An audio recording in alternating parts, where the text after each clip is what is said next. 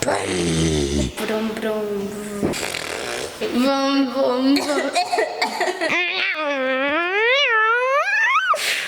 Oedd cyntaf y hydref, bydd smygu mewn ceir gyda phlant dan 18 oed ynddo yn erbyn y gyfraith. Yn fy narn I, fi'n meddwl mae'n da iawn i'r gyfnod am meddwl am hynna.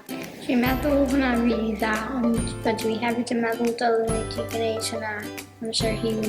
Oherwydd, os mae plant yn y car, maen nhw'n anadlu, maen nhw efo dim dewis, ond maen nhw angen anadlu. Mae smygu yn peth gwael oherwydd mae'n beryg bywyd ac yn beryg I bant yn enwedig oherwydd dyn nhw ddim wedi tyfu yn llawn eto. Fel mwg yn aros mewn y car a y plentyn neu unrhyw person arall sydd ddim yn ysmygu yn mynd yn sâl a beth yw gyda fel problem gyda eilliogaid a fel popeth yn y corff. Mae gallu gwneud fel cancer I chi, a mae gallu rhoi asthma I chi. Rhai o'r pethau yna'n digwydd achos ysmygu, felly diolch.